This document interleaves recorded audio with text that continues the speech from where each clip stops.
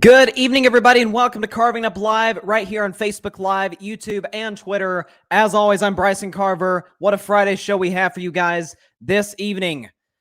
College football conference championship weekend is tomorrow. You got the Big 12, SEC, Big 10, Pac-12, I think is actually tonight. You've got the, what other conference am I missing? The ACC, which means nothing, no offense, ACC. But we got a lot to talk about in that department a little later down the road of this show, as well as, of course, at the end of the show. You saw the title of the show. It's Week 13 NFL predictions. I've come off a few weeks. The lines for these games, last week I said had the best games. This week has the most difficult lines to predict.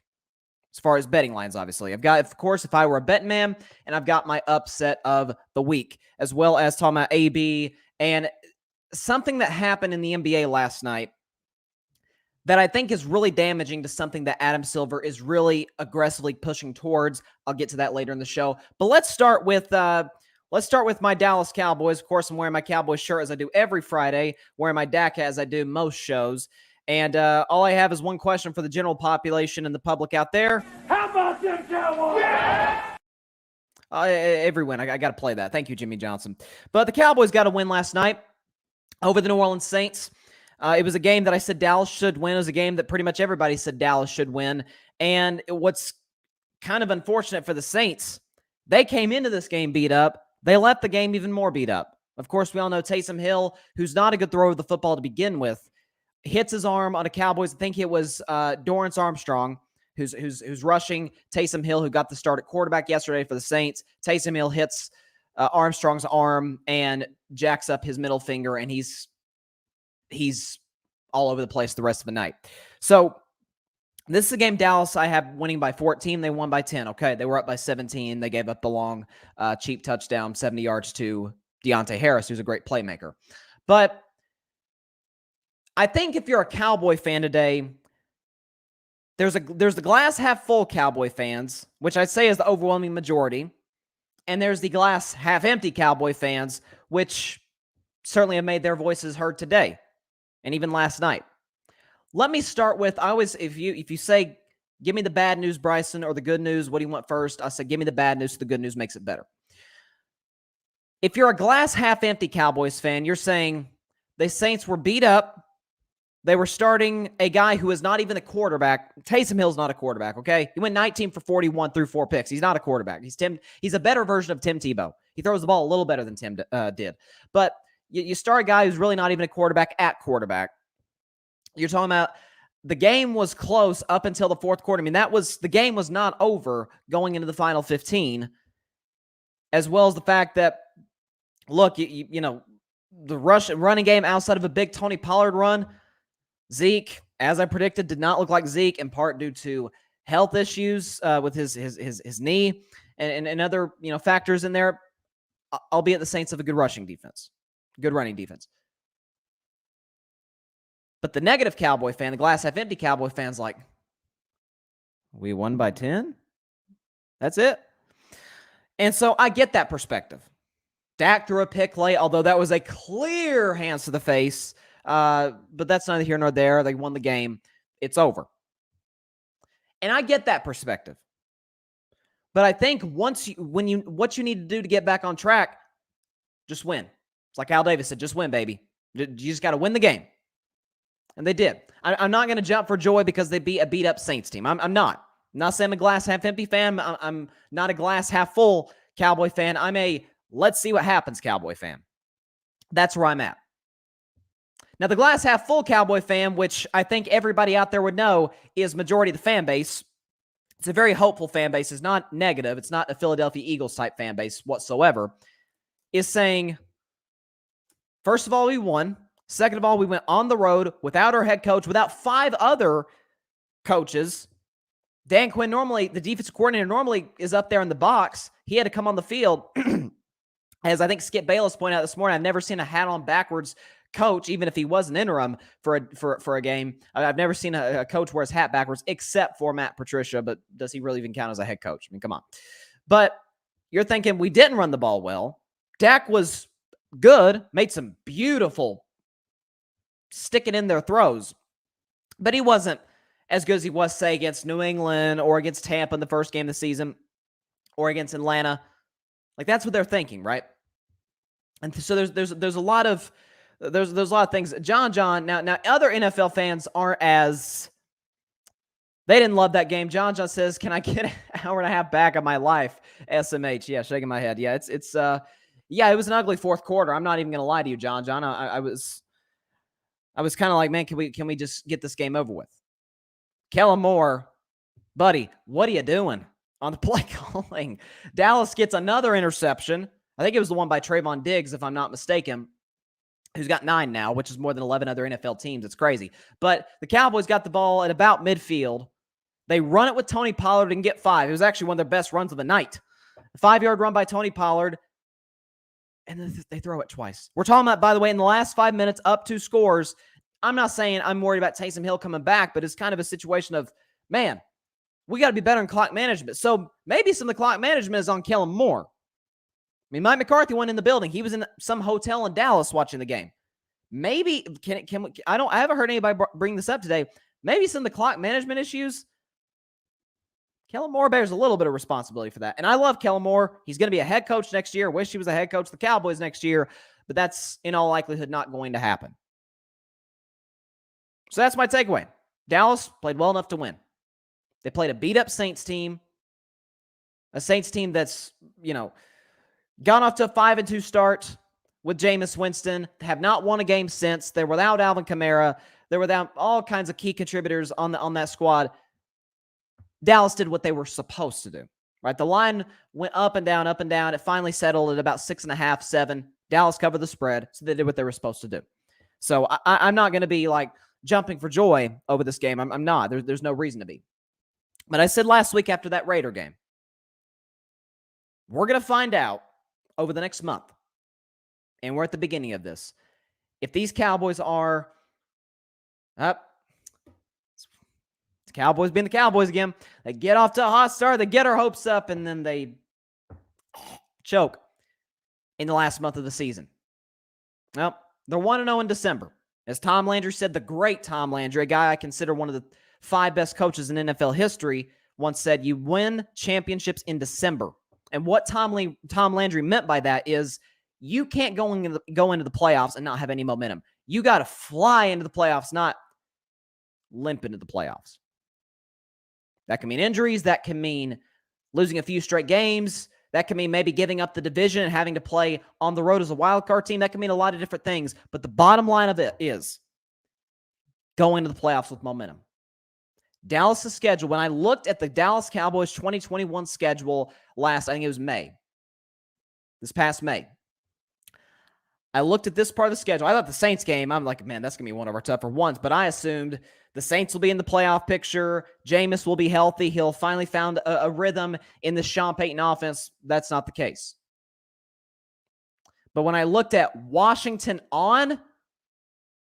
I told you Arizona was going to make the playoffs. I didn't think they'd be this good, but I told you they were going to make the playoffs. But when I looked at at Washington, at the Giants, Washington at home, then you got Arizona, then you got at Philly. A lot of Cowboy fans were like, oh my God, this is no big deal. They take care of business at Washington next week. The Giants should not be this should not be an issue at all. You really let the Cowboys win these next 2 games. Division's a wrap. It's over. So that's a good thing that you can hang your hat on if you're a Dallas Cowboys fan today. They got the win last night. Nothing more, nothing less. But I said going into this year on this show in the offseason, after the schedule came out, there is no excuse because of the difference in talent for the Dallas Cowboys to not go 6-0 in their division. We all know the Giants are not on the same level as the Cowboys. They just fired Dallas' old coach, Mr. Coach Clapper himself, Jason Garrett. They fired him. They're 4-7. They're not a good football team. Matter of fact, they're probably a bad team. Philadelphia, it's a roller coaster. You don't know what you're getting. You might get a team that, hey, they could shock somebody and win a playoff game. Or you get games like Sunday against the Giants where it's like, man, this team needs to just fire everybody, right? And then you got Washington, a head coach in Ron Rivera, who I have the utmost utmost respect for. But a roster, it's like, Defense has been a major disappointment. So that's where I looked at with the Cowboys. There's no excuse for them not go undefeated in their division. Wouldn't be surprised nor angry if they lost to Arizona. But at this point for the Cowboys, you win 2 straight. You win the NFC East. That ship will have sailed. And then you work on seeding from there. But a good win by the Cowboys last night. Saints, it's over. They're not going to make the playoffs. And that's that. So let's talk a little bit about Antonio Brown, who is going to be gone for the next 3 games for the Tampa Bay Bucks, as he has been suspended for that many games, 3 games, by the National Football League for faking a vaccine card. But before I get into that, my man Barry Grant Jr., who is returning to the podcast world soon, ladies and gentlemen, he comments, Dallas needs to refocus offensively. Dak must be better for us to have a shot. Yeah, I mean, I was thinking about Dak, and if I would give him a grade, I'd give him Dak a B. I'd give him a B, right? He was not spectacular, but he was not good against Kansas City. He was terrible against Denver. All right, so when I look up and down, I'm like, he did what he was supposed to do. They didn't need him to carry them. They didn't need, he made some great throws. The 3rd down throw to Amari Cooper, some of those throws to CD were just, there's not many quarterbacks in the league that can make those throws. And the interception, I'm not going to put on him because there was a clear and obvious hands to the face as he's releasing the ball. So I'm not going to, put too much on Dak for that. But I give him a B. He wasn't spectacular. He wasn't the best of himself, but he certainly was not the worst of himself. And that's kind of where I'm at. But the criticism for Dallas, and it's more than fair. Matter of fact, it's justified. They got to get back to running the football. Like, I don't know what's up. Yes, you look at the stat sheet and you say, hey, they ran for 146 yards. Well, yeah, 50 plus came off Tony Pollard's big touchdown run. And by the way, could you please sit Zeke? He's not right. He's not healthy. Looks like he's running in slow motion, especially compared to Pollard. Sit Zeke, give him a game off. They can beat Washington without Ezekiel Elliott, and then you play him the next week against the New York Giants. It's that simple. John Jones says Pollard needs the ball more. I agree. You see what he does with the football in his hands. The kickoff return last week against the Vegas Raiders, 100 yards. He had the big play that really, I think, kind of took any sort of belief that the Saints had that they could win that game last night. I think Tony Pollard pretty much sapped that right out on that long run. Yeah, I mean, he's a playmaker. You get the ball in his hands, and that's the thing. He's in year 3 now, so after next season, he's going to be a free agent. So, what do you do with Zeke at that point? Do you pay Pollard? We're a long ways off from that, but I just think that at the end of the day, you gotta utilize this guy. He's a playmaker. The offense is better when he's out there, and just utilize what you got. So that's kind of my takeaway on that. So here we go. AB has been suspended 3 games, and I think there's a few takeaways on this. So first of all, the also suspended, by the way, were Buccaneers backup safety Mike Edwards and free agent wide receiver John Franklin III. But those are just guys. As I think it was Bill Parcells that called them Jags, JAG, just a guy. They're Jags, okay?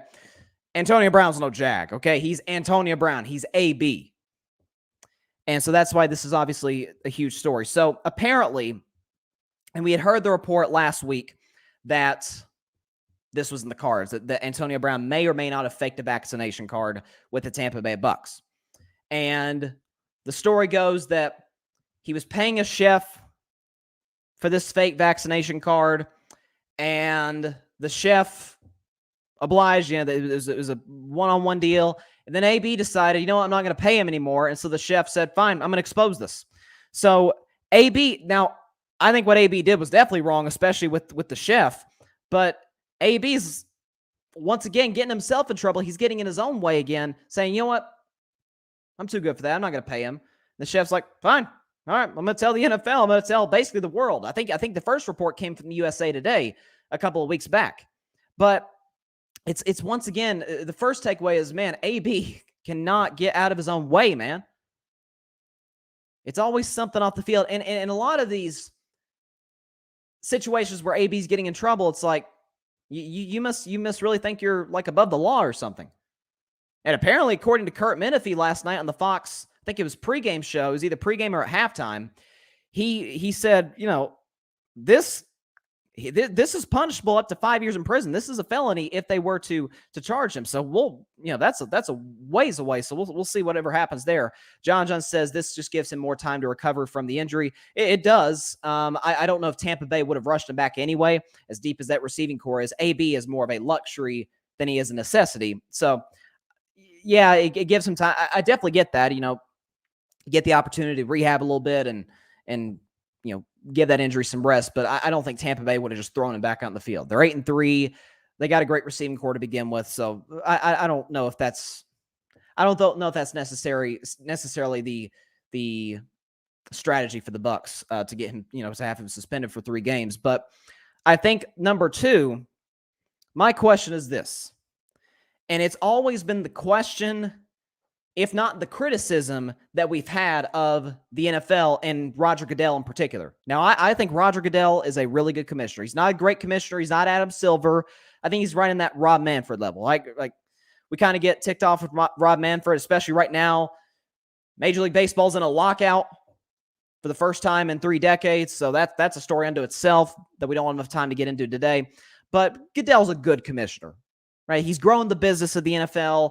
He's done some good things, done some bad things. And my biggest criticism personally, I think a lot of people would agree with this, is it's the inconsistency on the suspensions. I always use the example. Ezekiel Elliott, who was found not guilty in the court of law of domestic violence, was suspended 6 games by the NFL. Greg Hardy, who we found out later that season, oh my goodness, like remember when the pictures came out, it was gruesome what he had done to his to his girlfriend. I don't know if his girlfriend, his wife, I think it was his girlfriend, but we're thinking, man, he did that. Like, oh my God, this is only got 4 games. We've seen PED suspensions that have been inconsistent. Of course, domestic violence has been a horribly mismanaged issue, but that the NFL has never really gotten a handle on. And so it's the inconsistency. I say that because why did Aaron Rodgers not get at least 1 game if AB gets 3? I'm not excusing what AB did. AB should get suspended 3 games. Now, AB's vaccinated now, so that's, that the issue of whether he's vaccinated or not, that's put to rest. That's not the problem. It's a fact of, dude, you lied to the NFL. Well, so did Aaron Rodgers. I'm not saying give Aaron Rodgers 3 games. I get from the NFL's perspective, Antonio Brown's not driving the ratings. Tom Brady's driving the ratings for the Tampa Bay Buccaneers. Gronk's, in his own way, driving ratings for the Bucs and some of those star players in defense. But Tom Brady is the biggest breadwinner for the Bucs in regards to ratings, right? Nobody was watching Tampa Bay like they did until they signed the GOAT. AB's not doing that. Aaron Rodgers, nobody cares about the Packers if Aaron Rodgers is not in the team. So I get the NFL from that perspective saying, like, man, we can't keep this guy off the field. But in a way, they did similar. They took similar courses of action. AB tried to hide it. So did Aaron Rodgers. Aaron Rodgers said, I'm immunized. That was his own slick Aaron Rodgers style way of saying, I'm not vaccinated. And so the league had a big opportunity in front of them to say, you know what? That guy's one of the faces of the league. He's one of the 10 best players in the league. And we're going to suspend him. To send a message to the rest of the NFL to say, if this guy can't get away with it, you think you guys can get away with it? That's always been my biggest criticism of Roger Goodell. Just be consistent. That's all we want. If I know what I'm getting, we talk about it with athletes all the time. If I know what I'm getting from you on a game-to-game basis, we're good. We're good. I can't get mad at you because you did something that you don't normally do. Well, Goodell, you don't always know. And so, do I agree with AB getting suspended 3 games? I do. But it also goes back to what I said, I guess this was a month ago now. Why does Aaron Rodgers not get at least a somewhat similar punishment? That's my only question. That's it. They both lied. At least, hey, AB's gotten his vaccine by now. Aaron still hasn't. So just leaving that out there. I'm not saying they need to go and suspend Aaron Rodgers. It's over now. But they had a great opportunity in front of them to say, if he can't do it, y'all can't do it. And so players might be like, hey, wait. Antonio Brown, is as much trouble as he can be at times, could say, wait, hold on. I did what I did. You gave me a suspension. You didn't, but he did basically the same thing I did. I don't know, man. I'm not real sure what the NFL's thought was on that, but they made their decision. I'm not real sure why they didn't suspend Aaron Rodgers, but I don't know. Maybe that's just me. To the NBA for a second. In what is, by the way, we got a huge NBA game tonight. My Golden State Warriors taking on the Phoenix Suns for the second time in the last 4 days. Phoenix has now won 18 straight games, which is mind-boggling. They started the season 1-3. People are like, oh, Phoenix is going to fall. They've won 18 straight games, which is a franchise record. It's unbelievable. They've done an amazing job. Chris Paul doing Chris Paul things. He's one of the best leaders. Charles Barkley always calls him the best leader in the NBA. And hey, you can make that argument. Everywhere Chris Paul goes, they win. Immediately. Heck, he went to the Thunder. I'm about to talk about the Thunder in a second.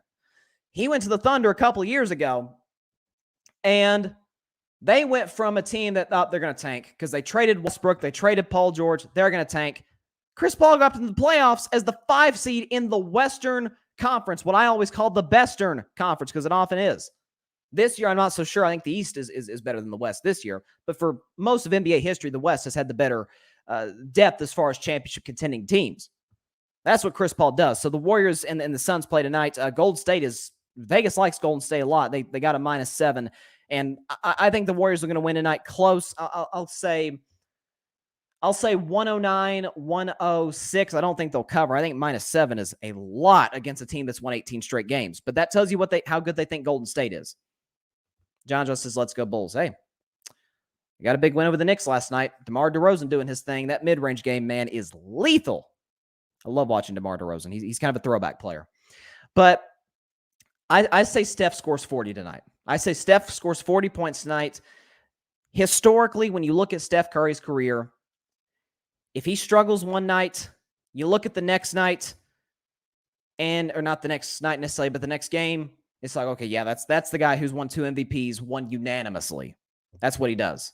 John says, yeah, no Booker. So that's the thing. They're going to miss Devin Booker, which they did for this entire second half against the Warriors, and it didn't affect them too bad. They got good shots. They got stops. So now Booker's probably the best player on their team, but Chris Paul, without a question, is the most valuable and the most important player on that Phoenix Suns squad. So I'll take the Warriors close, 109-106, but I got Steph dropping 40.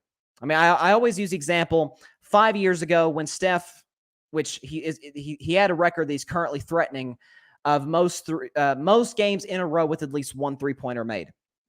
And that streak came to an end against the Lakers one night. He went like 0 for 10 from 3. He was horrible. Couldn't throw it in the ocean. A few nights later, they played the New Orleans Pelicans. Steph hit 13 threes at the time, an NBA record. That's what he does. Earlier this year, he was horrible against the Lakers. It shot horrible. He got a triple-double, but he shot horrible. The next game, he had 45 against the Los Angeles Clippers. That's what he does. John says, yeah, Curry dropping 40+. It's coming. Even Monty Williams, a coach I have mad respect for. I actually have him winning Coach of the Year this year. I think he's as good as they come. They were asking about Steph, and they said, what do you think? And the media wasn't even like baiting him into anything.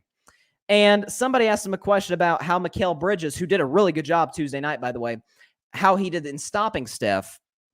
And Monty Williams was like, yeah, I know better. I'm not gonna add any fuel to his fire. He knows. Monty Williams played. He's coaching this game for a while. He knows there's certain players you don't give any extra fuel to.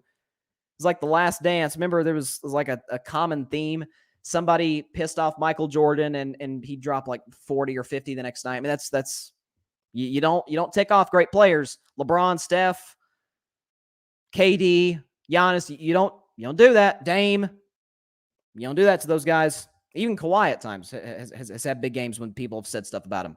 But the main thing I want to get to is this.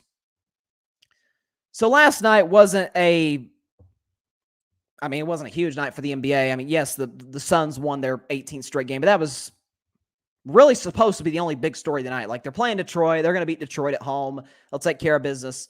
It was an NFL night, right? Everybody was watching the Cowboys-Saints game, but people were paying attention to the NBA, the common sports fan. I'm about to say something that if you guys are not aware of this, you guys won't believe. The Memphis Grizzlies beat the Oklahoma City Thunder by 73 points. The Memphis Grizzlies beat the Oklahoma City Thunder by 73 points. It's the largest margin of victory in NBA history. This is the 75th anniversary of the NBA. It's being commemorated across the league, across the country. And good set of emojis here by John. He's got the cats, the shocked cat emoji. Yes, largest margin of victory ever in NBA history. Now, I know people saying, and they did it without Ja Morant. I don't care if Ja Morant played. I don't care if you brought Marc Gasol back. I don't care if Michael Jordan and you brought all these great...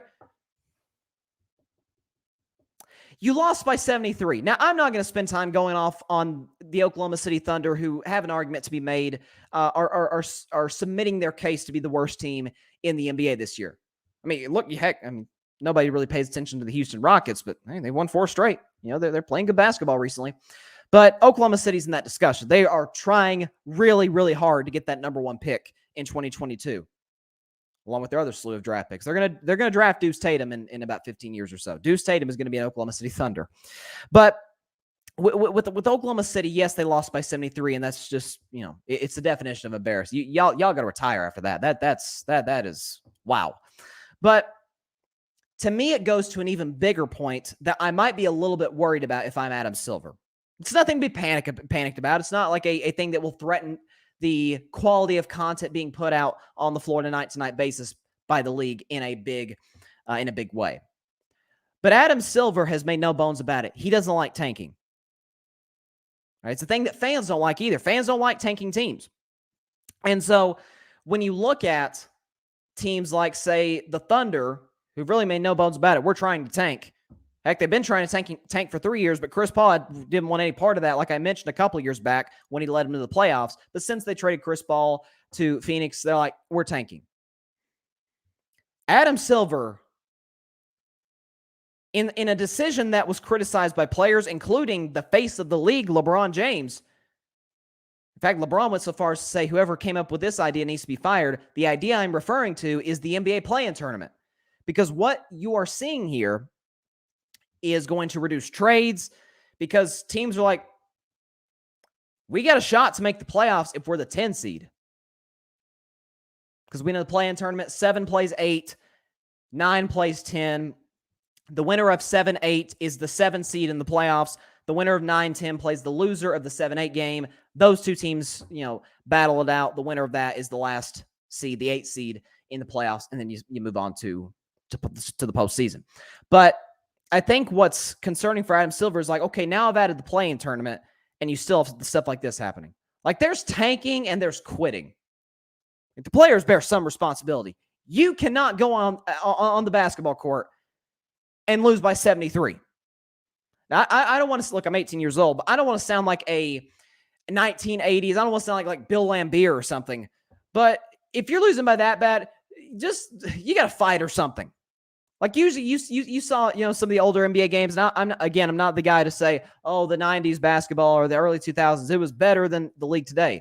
It's like, man, these teams are struggling to break 80 points. Like, people are breaking 100 without breaking a sweat these days, and the talent's better. But at some point, your pride's got to kick in. Your pride has got to kick in. You cannot lose. Losing by 20, we see that nightly. We see teams lose by 30 every now and then. 40, we're like, dang. Happens at once every probably 3 weeks or so. 50, what? 60, 70. That can't happen. And Adam Silver, he's talked about putting an in-season tournament. I know that's something that actually the WNBA has instituted, this kind of in-season tournament. I think they call it like the Commissioners Cup or something like that. I can't remember what they called it, but They instituted this in-season tournament. I don't know if the players will buy into it that much. I don't know if it will affect playoff seeding or anything of that nature, but it will, it certainly enhance the competition of the WNBA in its own way. But I just think that when the commissioner has done all that he can to try and remove tanking, and you got teams out here losing by closer to 100 than 1. That's nuts. I don't know what the NBA is going to do. They got a smart, Michelle, I think Michelle Roberts is her name, who's high up in the NBA front office. You got, of course, the commissioner. So the president, the new president of the Players Association, CJ McCollum. So look, this may be something they may have to discuss. This might be an anomaly. This might be something that, okay, we'll never see anything like this, not only this season, but moving forward. But if stuff like this continues, we got to change something. So we'll see. Prediction time. I'll wait to get into the NFL. But I got to talk about college football a little bit because it is conference championship weekend, and we got some good ones. First of all, we got a game tonight, the Pac-12 championship game between number 10 ranked Oregon and the team that beat them and ended their college football playoff hopes, number 17th ranked Utah. That game is at ABC tonight. Utah is favored -2.5. And if I'm not mistaken, I think that game is at Levi Stadium in San Francisco. I could be wrong on that, but I think it's in San Francisco. So I will take, I think Oregon, Mario Cristobal, I think there's a little bit of uncertainty there. You hear that teams are trying to go out and get Mario Cristobal to be their next head coach. Miami has reached out to him. Of course, they've talked about possibly going out and getting Lane Kiffin. So Miami's aggressive in their coaching search, and Cristobal has done an amazing job at Oregon. He's done a great job. However, I think that cloud hanging over it, there might be players in that locker room, they saw what happened with Lincoln Riley at OU. They saw what happened with Brian Kelly at Notre Dame. They may be looking side-eye you sure you're all in? You sure you're coaching your hardest to try and win? Because the players at Oklahoma and Notre Dame are kind of doubting that right now. They made no bones about it. Certainly the Oklahoma players have talked about it on social media. They've even went to Instagram and Twitter to talk about that. Former college football players have been outraged at this. So I think that will hang over their heads a little bit. I think Utah will beat them for the second time in the last month. I think Utah will win this game. They're favored -3. Yeah, I'll give them a 1 or 2 point win. I don't think they'll cover, but I'll take them by a point or so. Then tomorrow is when the other games. Baylor, Oklahoma State, which has some pretty big college football playoff implications.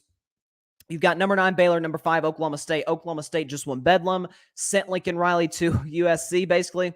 And what's interesting about Oklahoma State, I feel like they've been the most underrated team in the country all year long. They've got a really good defense. Their offense is highly functional. When you look at Oklahoma State, they're a loss away by Cincinnati, Michigan, maybe even Alabama from any of those 3 teams for being in the top 4. That's all they need. One of those 4 teams loses, bam, the Cowboys are in the playoff. So they're going to be playing hair on fire, lights out. Baylor's a really good football team. They have been for the last decade or so, save for obviously the Art Briles mess that happened at the end there in 2015. But Oklahoma State's favored by 6. I think they win big. I'll take them by 20 over Baylor. I think they win this game running away because they know how big this one is, because their game is the first game before the other ones, right? It's at noon Eastern, 11 Central. The game is in Jerry World at AT&T Stadium. I think they win big, and then they go home. They hit the plane or the hotel or wherever, and they watch the rest of the game and see where their fate lies. It'll be very interesting for them to watch that. I'm going to skip the SEC championship game just for a moment and talk about Michigan, ACC championship game. With all due respect, number 15th ranked Pittsburgh and number 16th ranked Wake Forest. I could care less about this game. I'm just keep it real with y'all. This game has no playoff implications. Probably the only reason I'll watch it is to watch Kenny Pickett. Kenny Pickett is one of probably the only quarterback prospect in this upcoming draft that I look at and like, you know what? He could maybe be a franchise quarterback. The other ones, I'm not high on Howell at North Carolina or the kid at Liberty. They're fine. And obviously, Spencer Rattler had the downfall of downfalls. People talking about him being the number one pick next year. Dude gets benched for Caleb Williams, who's wildly inconsistent. So next year's draft class at the quarterback position is not good. Defensively, it's unbelievable. The quarterback position, nah. But Kenny Pickett is probably the only reason I'll watch this game. Just get an opportunity to watch him, and I think he could possibly be a franchise quarterback in the NFL, and he'll be a high draft pick. But SEC championship game, this is what everybody's going to be watching. Who knows what the rating for this one's going to get, but we all know probably one of the bigger issues in college football has been that it feels almost like a Southern sport more than anything. Look, outside of Ohio State, Michigan, Oklahoma State, Notre Dame, all the best teams are down south. All the best recruits are down south. All the best recruiting classes are down south. So, but I feel like that's a problem that's being addressed by some things that's the NCAA has done, some things that these programs have been able to do, especially Lincoln Riley going to USC, bringing college football back to Southern California. I think that's huge. Not a fan of the way he left Oklahoma, but I think he'll do an unbelievable job at USC.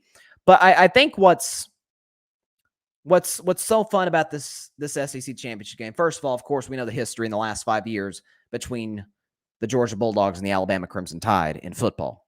We all know that. But what I look at in this game, and as it stands right now, about a little less than 24 hours before kickoff, Georgia is favored -6.5. That line for the last week has not moved. It has stayed at 6.5 all week. That doesn't happen much, where a line just stays stagnant the entire week leading up to the game. But in this case, it is. Now, Georgia, I will admit, I've watched the games. I've watched the Bulldogs play just about every game this season. They undoubtedly have a better team than Alabama. No question. People want to criticize their schedule. Okay, fine. But I watched that team, those defensive players flying around the football, the playmakers they have offensively. That's the best team in America, without a question. Alabama's ranked third. Of course, we all know the one loss came to Texas A&M. And we all know this is a bigger game as far as the playoff for Alabama. Georgia loses, they're still in. They'll probably be around like 3. Worst case scenario, Georgia loses this football game, they're ranked third.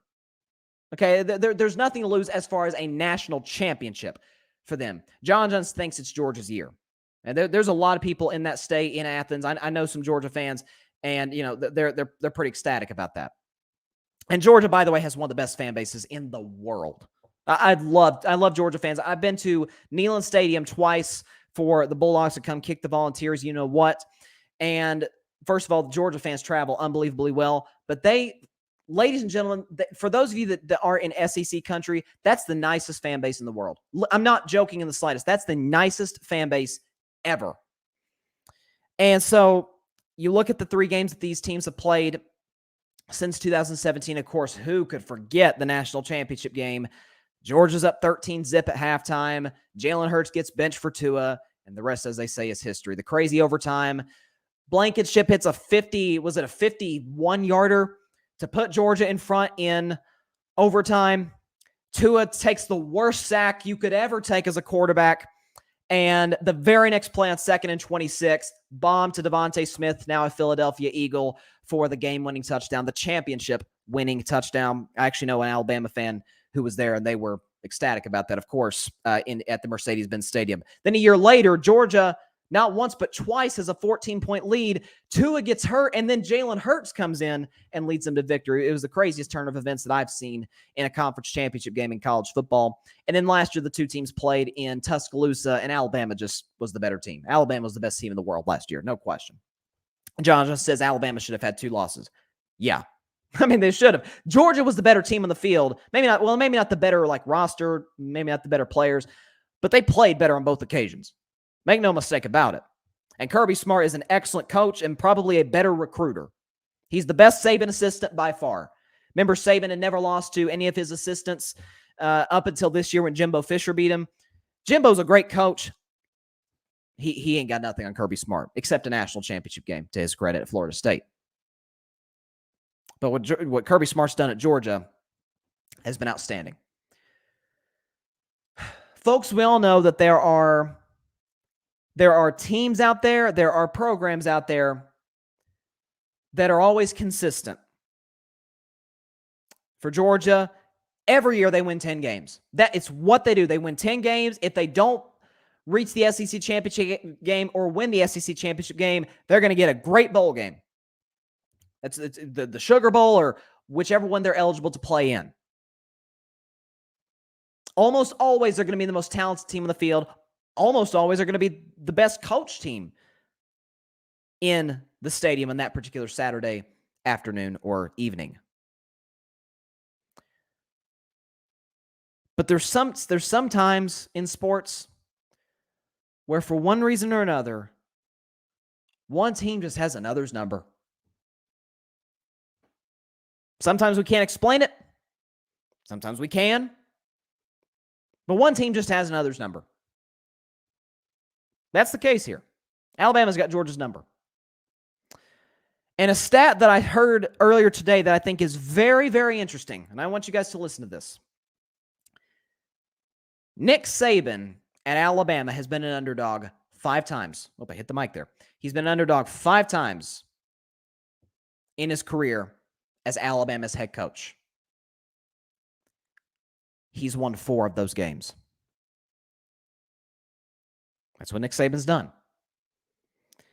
And so when I look at the spread -6.5, I'm not going to pull the, if I were a bet man, or anything of that nature, I'm not going to do that. But Bettin Man. If I were a betting man, I'm taking Alabama. Screw it. I'm taking Alabama to win this game. 28-24.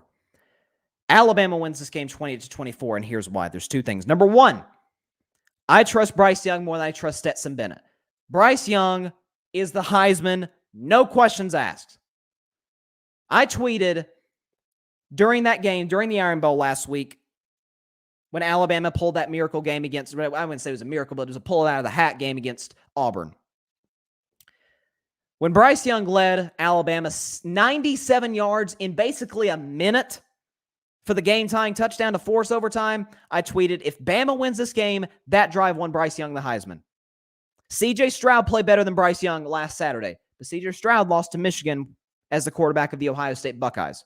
Kenneth Walker is a beast at Michigan State.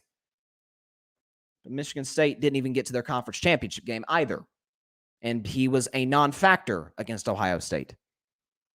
You can look at plenty of other Heisman candidates. Bryce Young's a Heisman winner, and I don't want to hear anything else. I trust him more than Stetson Bennett. I like Stetson Bennett. He's a nice kid. He's a great story. But Bryce Young is, without a question, the better quarterback. All Bama has to do, keep the game close going into the 4th quarter. And some of those guys on Georgia, and certainly Kirby Smart, will be saying, oh boy, is we going to do this again? Like, they won't be saying it. But make no mistake about it. We all know it. Sometimes it gets in the back of your head like, oh boy, they're going to do it again. Bama has Georgia's number. Nick Saban is 4-1 as an underdog at Alabama. Crimson Tide are going to win this game 28-24 on a game-winning drive. You heard it here first. Alabama 28, Georgia 24. Not only does Georgia not cover, they don't even win. Georgia's going to be in the playoff. Bama's going to be the number 1 seed. They're going to jump Michigan. Michigan. I forgot to predict the Michigan Big Ten championship game. They'll beat Iowa. Iowa will give them problems early, but Michigan's without question the better roster, the better team. They're going to win this game, I'll say, by 17. Michigan wins 38-21. I'll say that. But Michigan will stay at 2. Bama will leapfrog Georgia and Michigan, go to number 1. Georgia will drop, and they'll basically swap places. Georgia will drop to 3 and play Michigan in the semifinal game. That's what's going to happen. So I think the Final 4 in the college football playoff, Alabama 1, Michigan stays at 2, Georgia drops a 3, and I don't want this to happen. It's not that I don't like them. It's just I don't think they can compete with whoever's number 1. I begrudgingly say Cincinnati Bearcats are number 4. Luke Fickell has done a masterful job at Cincinnati. John says Georgia in a blowout. Man, well, a lot of people agree with you. Bama fans I've talked to, they actually agree with you. John's got the Notre Dame. I'd say you were probably not. He's got the 4-leaf clover. Is that a 4-leaf clover? That's a 3-leaf clover, I think. I don't know. It's a clover.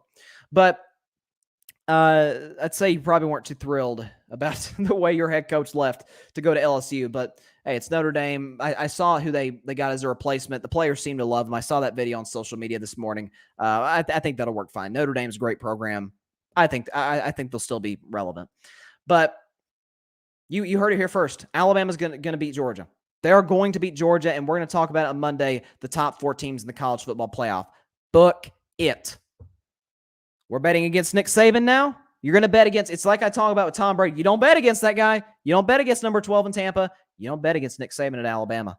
That's the greatest college football coach of all time. Of all time. He's got, I forget, 7 rings now. I think he's tied with Brady. He's got 7 rings.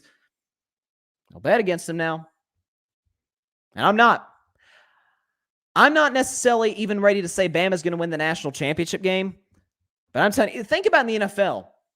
The Saints, for whatever reason, since Tom Brady got to Tampa, they just got the Buccaneers number. Except when it mattered most, obviously, the playoff game when Tampa beat New Orleans. But I feel like New Orleans shot themselves in the foot in that game more than Tampa Bay just came in there and won it. It's not to take any credit away from the defending champs whatsoever. But Drew Brees was terrible that game. But last year, the Saints beat the Buccaneers twice. This year, with no Drew Brees, they completely outplayed the Buccaneers. And Tom didn't play particularly well, especially in the fourth quarter. So, sometimes teams just got another team's number. It'd be like that sometimes. So, that aside, let's make some NFL predictions. It is week 13 of the 2021 NFL season, the first weekend of December.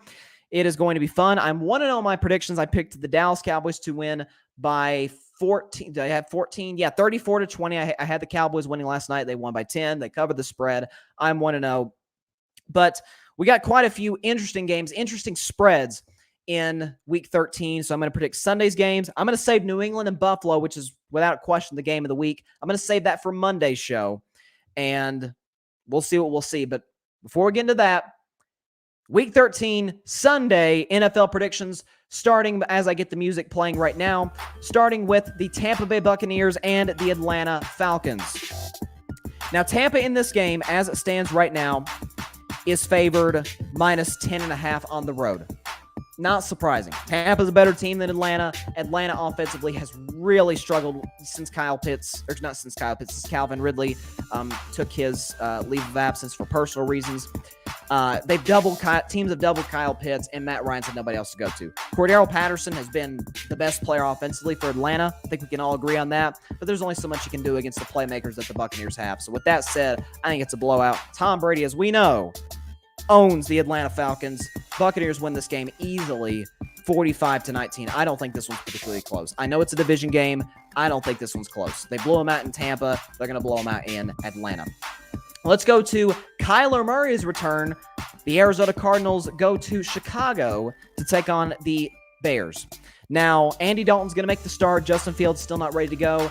Matt Nagy said today, Andy Dalton will start.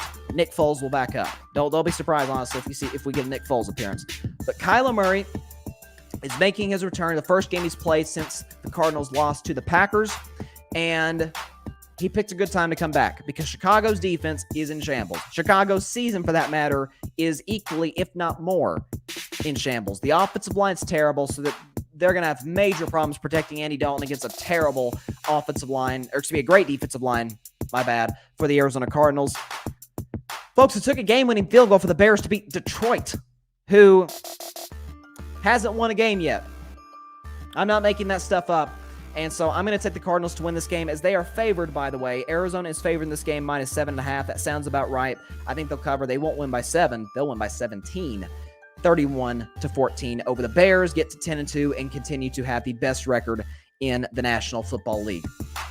Let's go to a game that's got some really big playoff implications in the AFC. I'm talking about the Los Angeles Chargers heading to Cincinnati to take on the Bengals. Now, this is a battle of the two guys that we kind of debated for the last year and a half. Who's the better quarterback from the 2020 class? Of course, we all know Burrow was taken number 1 by the Bengals.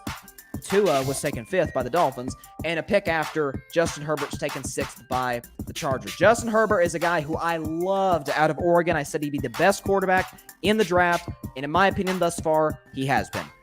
But that's not to take any credit away from Joe Burrow, who I wasn't quite as high on, but he has proved me wrong. He has been excellent this season.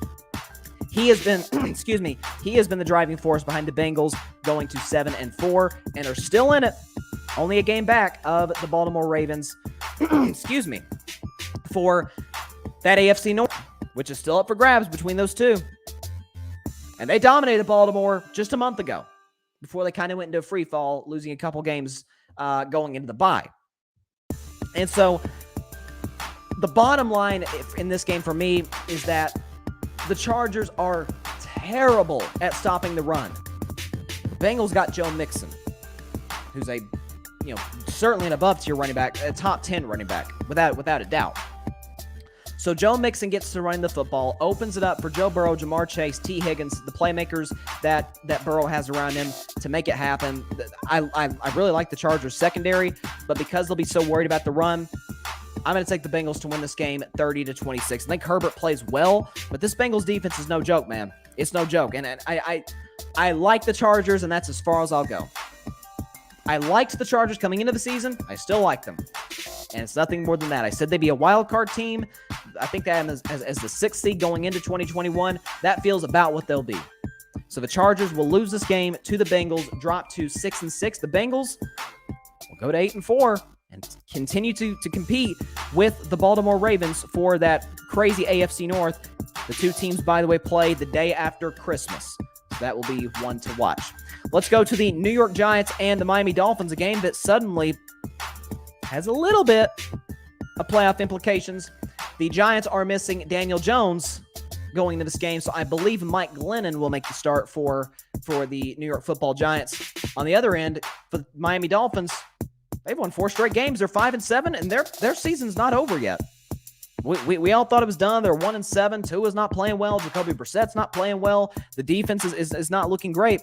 But since in this 4-game winning streak, the Dolphins are giving up barely over 11 points a game. So they are shutting teams down. They're not playing bad quarterbacks. They played Lamar Jackson on a short week, and he got nothing against this Miami defense. So I'm supposed to think that Mike Glennon is about to go off on this Miami Dolphins team. No chance. When you look at the line, it is Dolphins -6. I think that's a hair too much, but I'm going to take the Dolphins still to win the game, not cover, but win 20-16. 20-16. Dolphins win this game, win their 5th straight, get to 6-7, and stay alive in that AFC wild card picture. Excuse me. Got some in my throat. Let's go now to a division matchup. Sorry. I don't want to spend a lot of time on. Let me get a drink here. There we go. The Minnesota Vikings and the Detroit Lions. Let's go and put the score right now. I don't like spending time on bad teams. You guys know that. Vikings win this game 31-21. They're better virtually everywhere than the Detroit Lions, including coaching, where Dan Campbell is not good.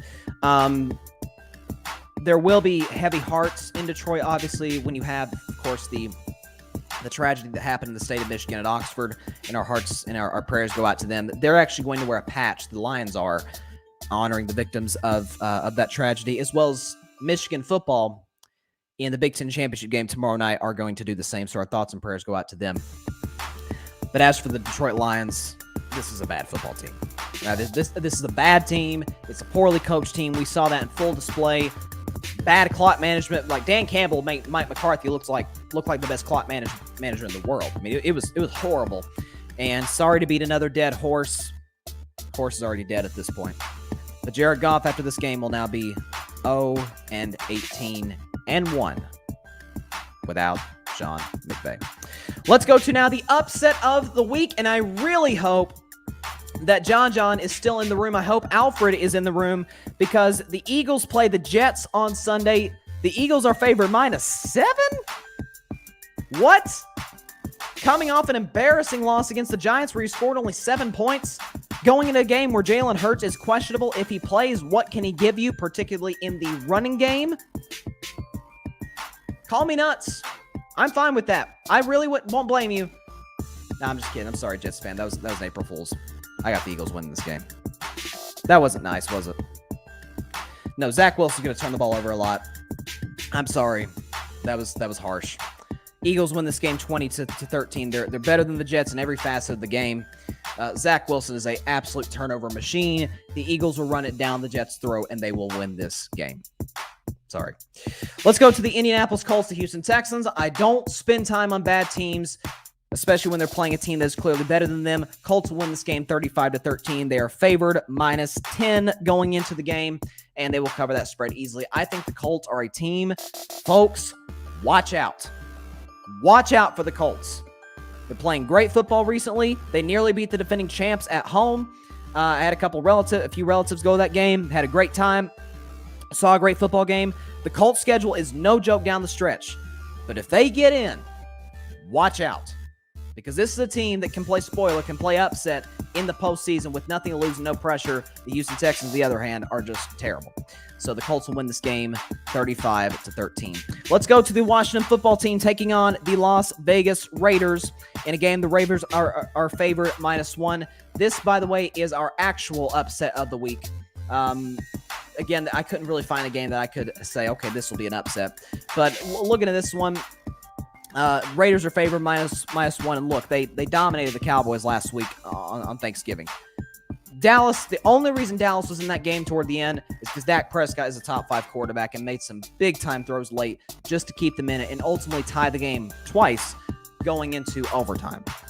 But Derek Carr balled out against the Cowboys defense. You saw what they've done the last few games outside of that Raiders game. They're playing well. And Derek Carr, to use the name of this show and to use a Thanksgiving term, carved them up. The running game is good. Washington at times can struggle against the run, but I think Washington wins this game 28-24. Washington has won 3 straight games. You know, these 3 straight wins, 2 of the 3 have come against Russell Wilson and Tom Brady. That's not exactly a slouch. Taylor Heineke has played well. He's played efficient. He hasn't made too many mistakes. And so I think Washington's going to go into Vegas, even up their record at 6-6, and they're going to win this game 28-24. I'm still not quite sold on the Raiders right now.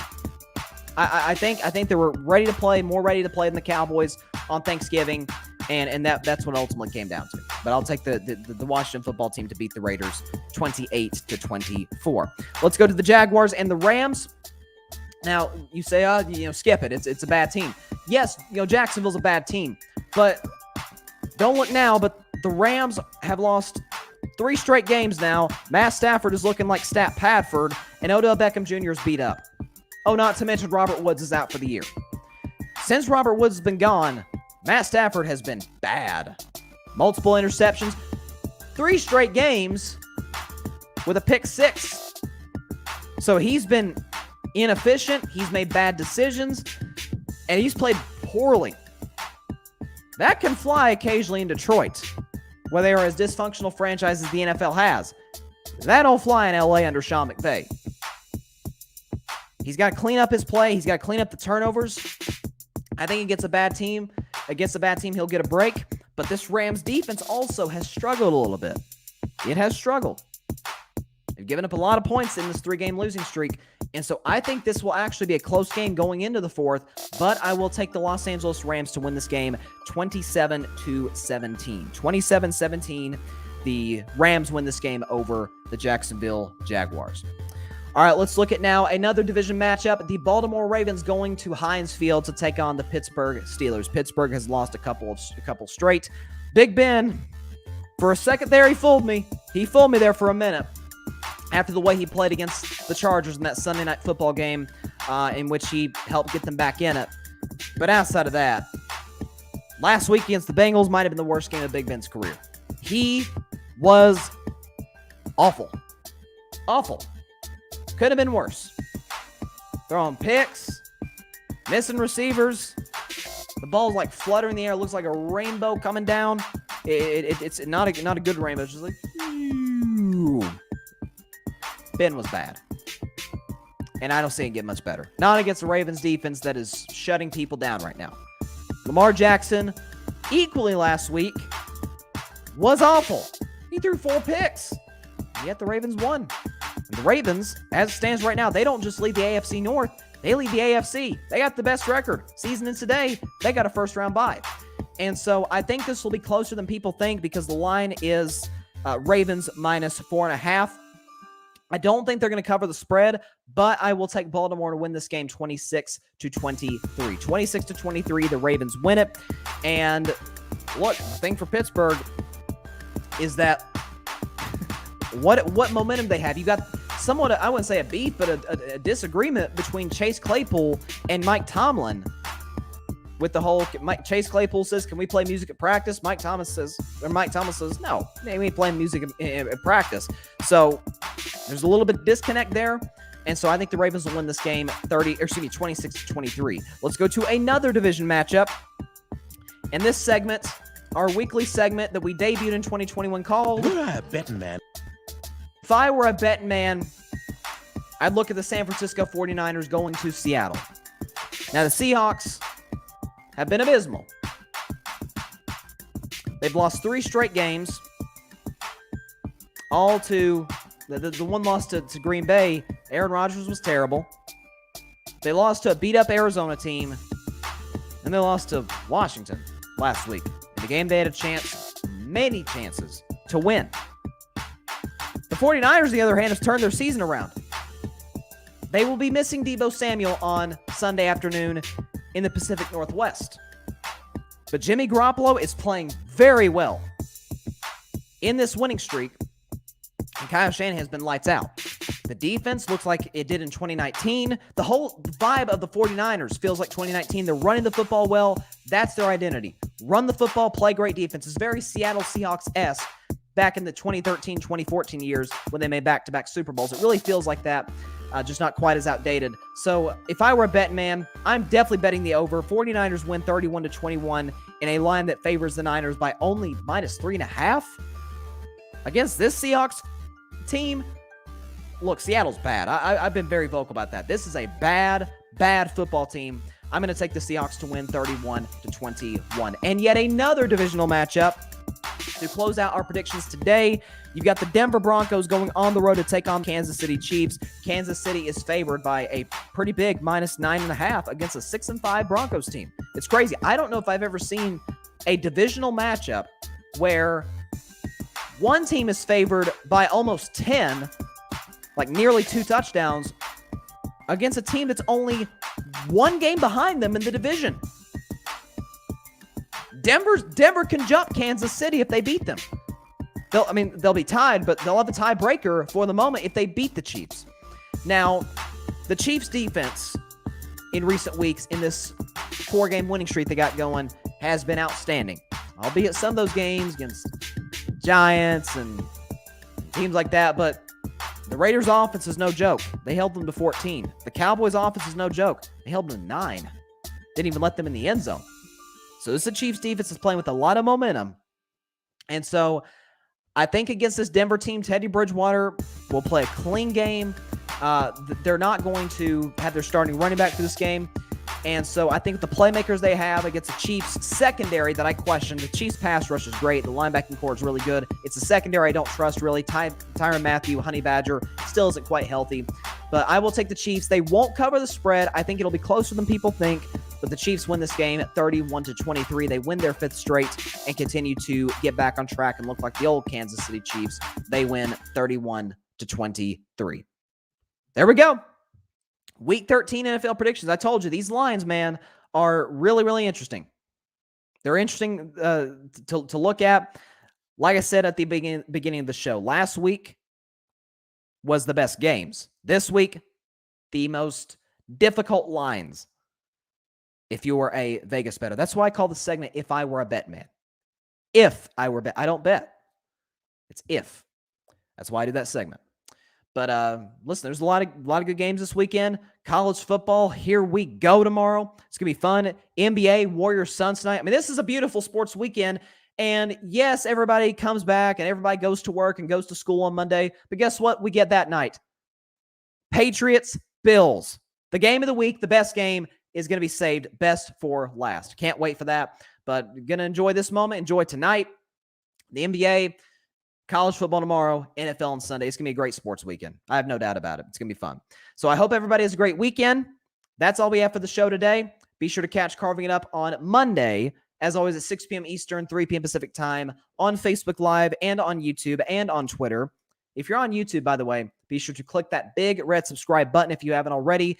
Like, comment, share, because it helps the channel grow really a lot. I mean, it helps Carving It Up grow exponentially. So do that. Catch us on Monday. We'll have a ton to talk about. It's going to be a loaded show. And listen, stay safe out there, y'all. Have a great weekend. God bless y'all. Peace out.